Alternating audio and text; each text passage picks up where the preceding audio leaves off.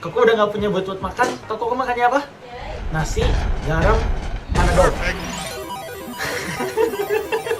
Kenapa pakai panadol? Nasi garam oke lah. Sakit mah, sakit Panadol. kepala kadang. Nih, ini dia.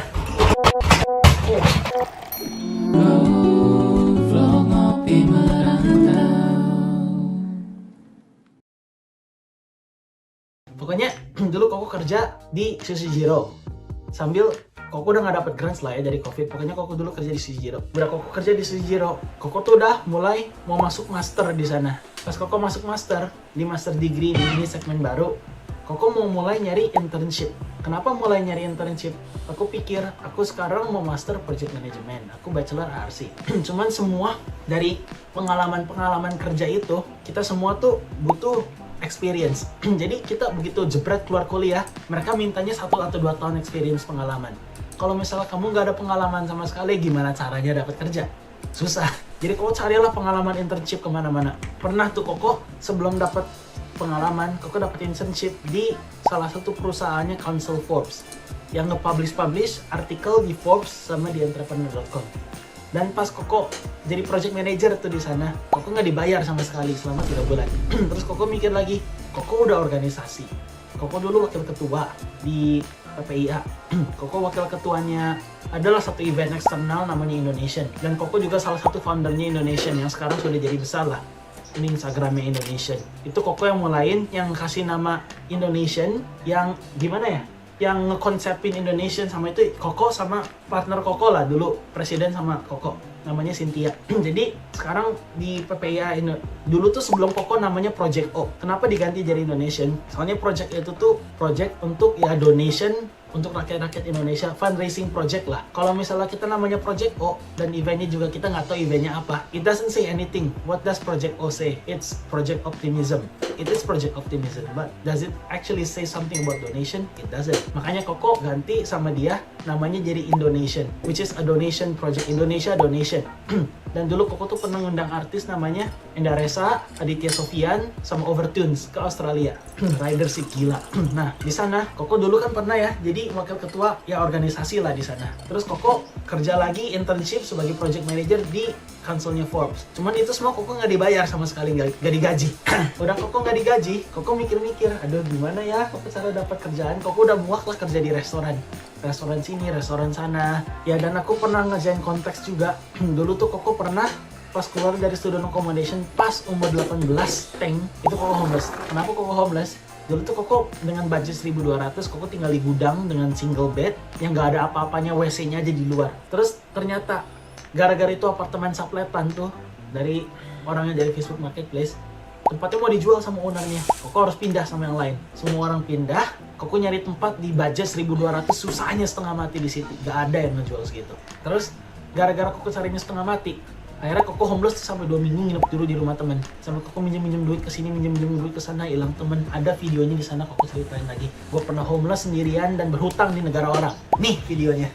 Dulu Koko pernah bikin 4 tahun yang lalu. Terus Koko akhirnya ngutang-ngutang, Koko dibantu lah sama temen. Akhirnya Koko tinggal di dapatnya satu tempat, harganya 1.450, satu kamar 3-an di student accommodation lagi. Dan itu Koko harus nombokin lagi duit dari kerja dan duit dari jualan barang lah. Itu ceritanya dulu homeless. Ya, gambar besarnya lah. Kalau mau lihat bisa tonton lagi di sana. Terus sampai ya internship di Forbes. Dulu Koko pas internship di Forbes gak dibayar. Koko pikir Koko udah muak nih kerja di restoran, kerja ke sini, kerja ke sana, jualan barang gratis dan lain-lain. Gimana caranya biar Koko dapat kerjaan sesuai bidang setelah Koko lulus kuliah? Gimana mereka di setiap application mereka tuh butuh pengalaman setidaknya 1-2 tahun untuk entry level role, untuk graduate role, yang sangat tidak masuk akal.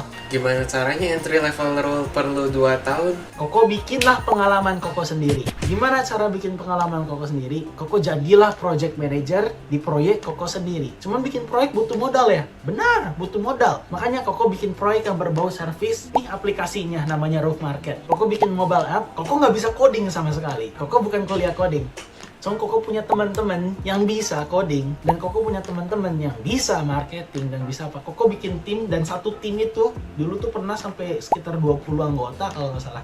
Itu tim itu Kita hanya mahasiswa yang mau berjuang bareng-bareng, mau belajar bareng-bareng, bikin proyek bareng-bareng, dan lihat ini bakal kayak gimana ke depannya. Jadi dulu Koko tuh bikin seperti internship program lah, dan Koko udah punya nama bisnis, udah punya ABN, udah punya izin bisnis di sini. Jadi dibanding orang-orang ke organisasi yang banyak dramanya yang nggak dibayar, kenapa kamu nggak kerja buat Koko aja gitu ya, bisnis yang udah emang ada namanya. Koko bikin namanya di Australian Tax Office, di ASIC, Australian Security Investment Commission. Udah Koko bikin nomor bisnisnya, udah bikin semua legalitasnya lah.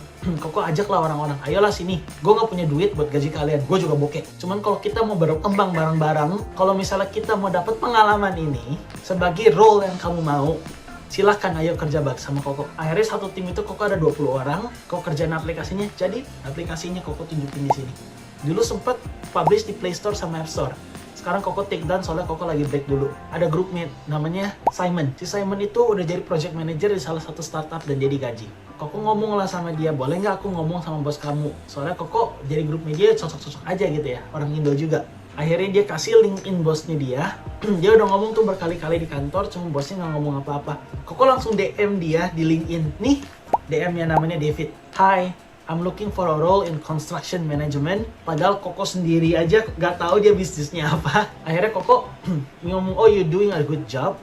Dan akhirnya dia interview Koko, dia ngajak Koko ngafe di satu tempat. Udah Koko ketemu dia tuh ngafe, Koko digaji $25 sejam sebagai project manager di beberapa startupnya dia. Itu kerjaan pertama Koko. Pas Koko kerja di Forbes, Koko udah beres tuh internship. Koko kayak, bye-bye, Koko udah dapat kerjaan, dibayar sebagai project manager. Ngapain Koko internship gak dibayar lagi? Cuman Koko masih punya good relation sama orang yang Forbes Council itu.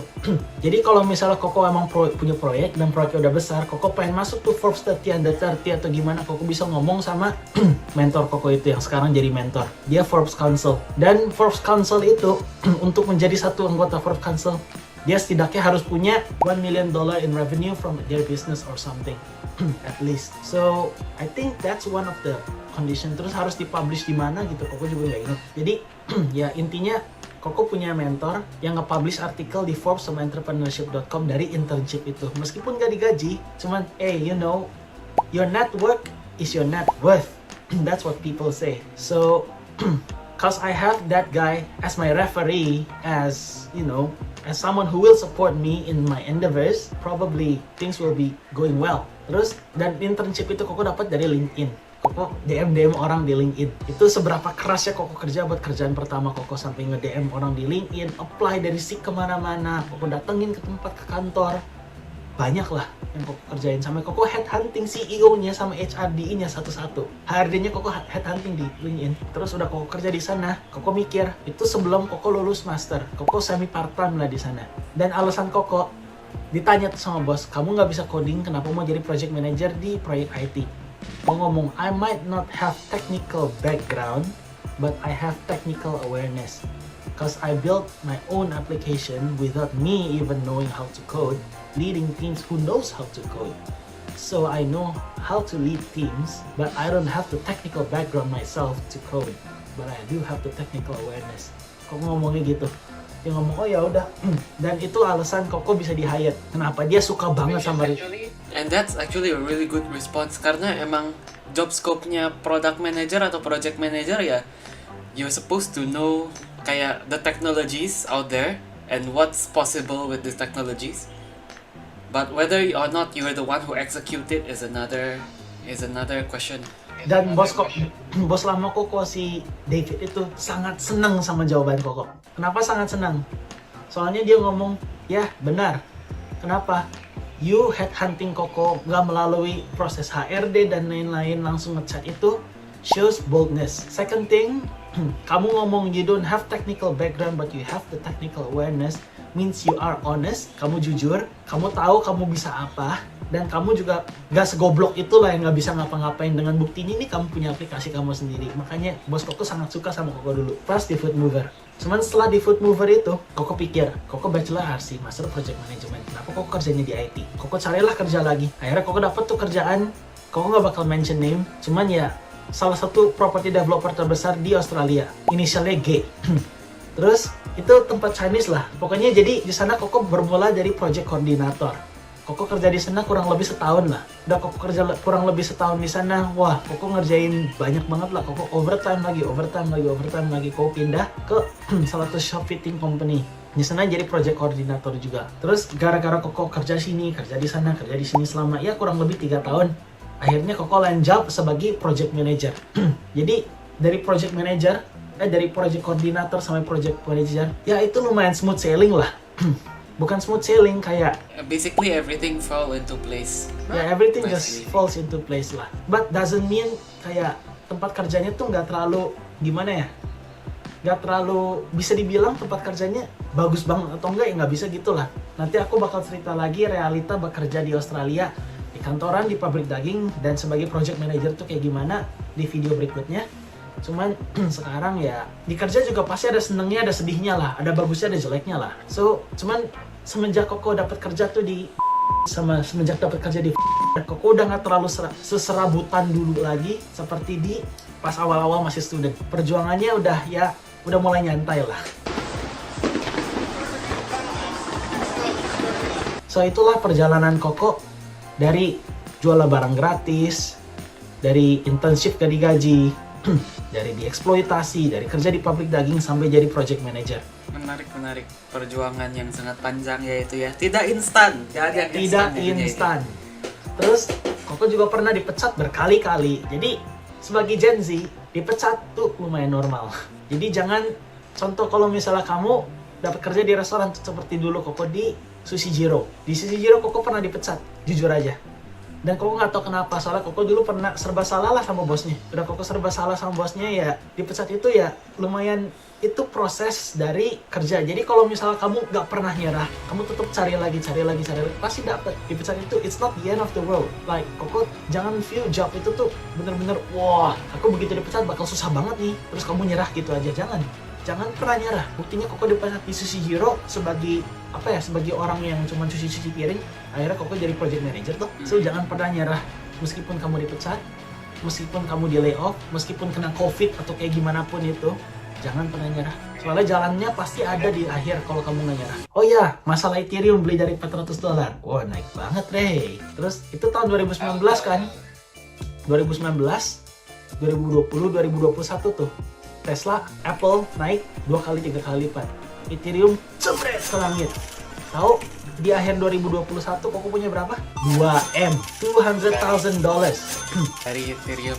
Gila, Ethereum sekarang lagi murah banget. Cuman dari $200,000 itu tahun 2022 Koko tuh pakai konsep namanya hold on for dear life. Hodl.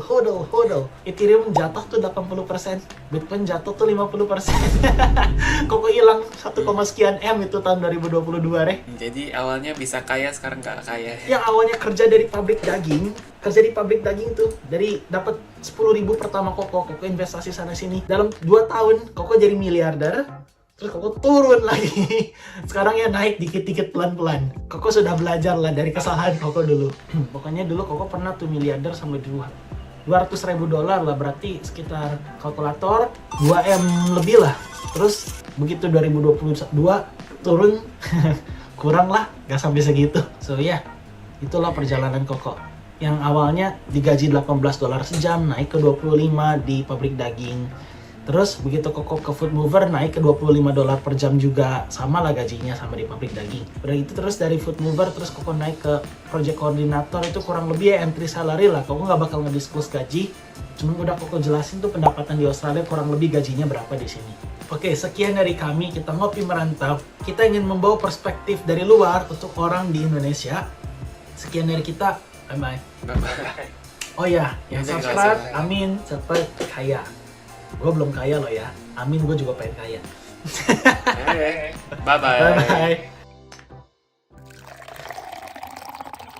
Hey, jangan skip dulu video ini. Percaya nggak kalian kalau aku bisa bikin kartu ini melayang ya? Kalau aku bisa, kalian harus janji subscribe ke channel-channel kami dan tonton video kami yang lainnya ya. Ayo kita lihat. Hey, melayang beneran ini. Sesuai janji.